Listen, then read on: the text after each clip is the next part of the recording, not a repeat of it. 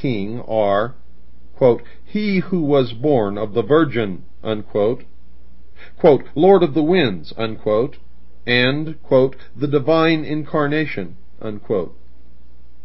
Quetzalcoatl was the son of the universal creator god and the Virgin Xochiquetzal, and his conception was made known by an ambassador from the god of the Milky Way.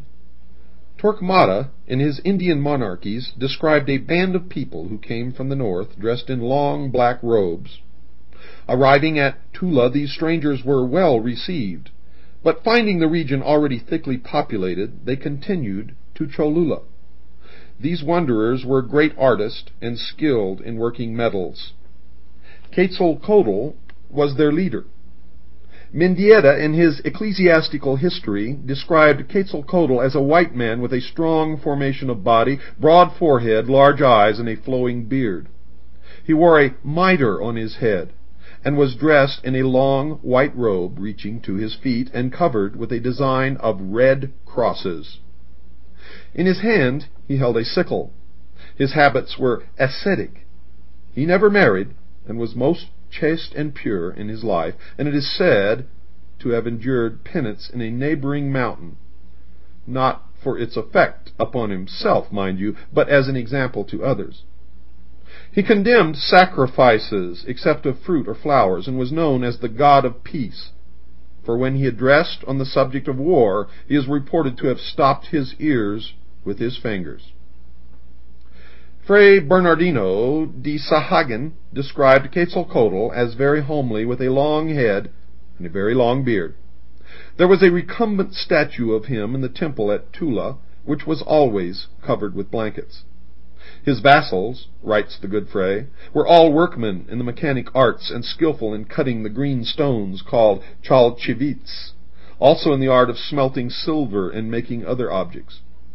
All these arts had their origin and commencement with Quetzalcoatl, who had houses made with these precious green stones called chalchavits, and others made of silver, still others made of red and white shells, others all made of boards, and again others of turquoises, and some all made of rich plumes.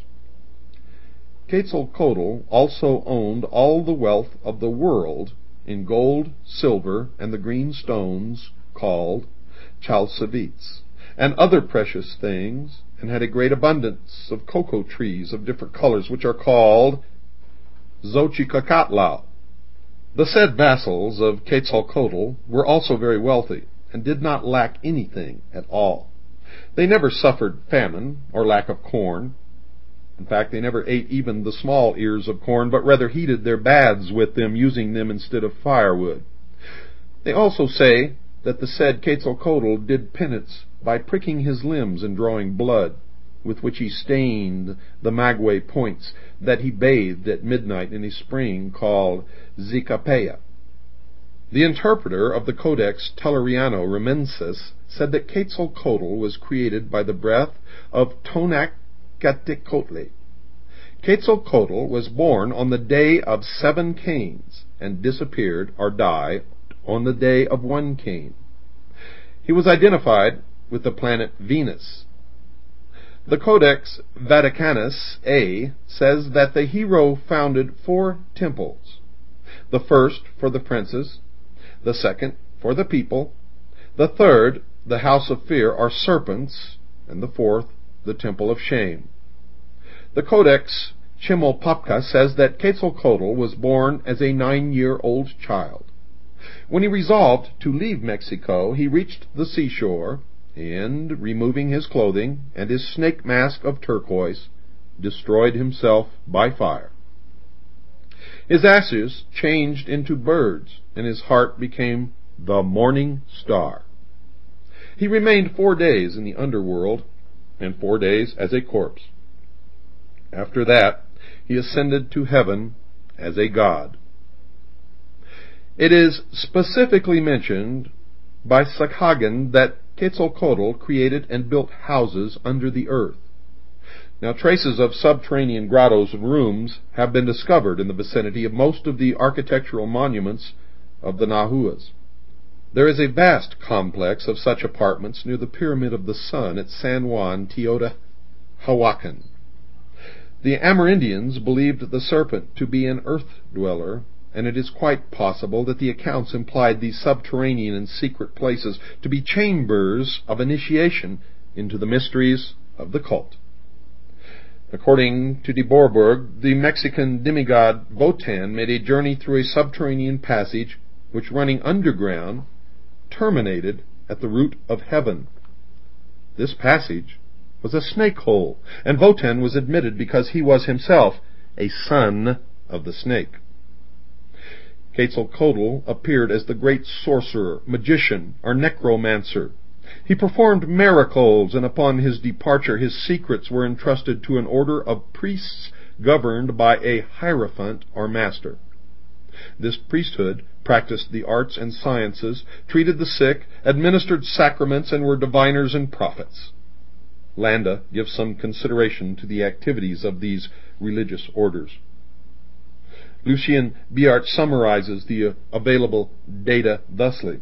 The most contradictory ideas have been current in regard to this divinity, who now considered of celestial origin and now regarded as a man who had acquired the immortality of the gods, seems in reality to be a union of several personages.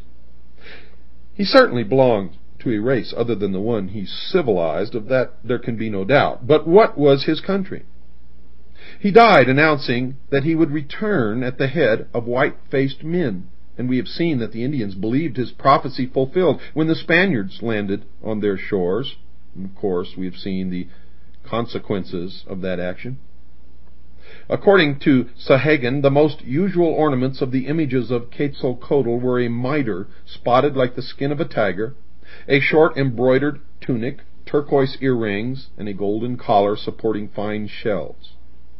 The legs of these images were encased in gaiters of tiger skins, and on their feet were black sandals. A shield hung from the left arm, and in the right hand was a scepter ornamented with precious stones, an emblem which terminated in a crook, like a bishop's crosier. Quetzalcoatl is credited with the invention of the pictorial or hieroglyphical method of writing, and especially is his name associated with the Tonalamatl or Book of Fate. This was more than a civil calendar, and was reserved for the calculation of human destiny and prophecies concerning the future of the state. It was used by master magicians, the chief of whom was an astrological adept credited with extraordinary occult powers. While it is likely that Quetzalcoatl brought the Tonalamatl back to Mexico after his journey among the Mayas, a people already advanced in such matters, the Aztecan legend has been summarized by Mendieta. The gods had created a man, Oxomoco, and a woman, Zipactonatl, as the progenitors of the human race. They, according to the legend, dwelt in a cave at Cuernavaca, and in order to regulate their lives, these two resolved to devise a calendar. Zipactonatl felt that her descendant, Quetzalcoatl, should be invited to participate in the project, because she was the mother of all the living and a great prophetess. Zipactonatl was privileged to select and write the first sign or day symbol of the calendar. The others followed until the 13 signs were completed. Sahagan, in his general history, gave a number of details of the struggle between Quetzalcoatl, the civilizer, and Tezcatlipoca, who apparently signified the primitive and sanguine religious cult of Mexico. The old priesthood, which practiced human sacrifice and adhered to a policy of war and destruction, resented the peaceful and gentle faith brought by Quetzalcoatl. In the end, Tezcatlipoca, the personification of the sorcerers, contrived to poison the god-king, which implies that his doctrines were corrupted by false teachings and interpretations. The poison worked slowly and insidiously until Quetzalcoatl, realizing that he could not combat successfully the old perverted priesthood, left Tula, ordering his palaces of gold and silver, turquoise and precious stones to be set afire. Accompanied by a procession of musicians, youths, and maidens bearing flowers, and flocks of singing birds, the old adept journeyed to Cholula, where the great pyramid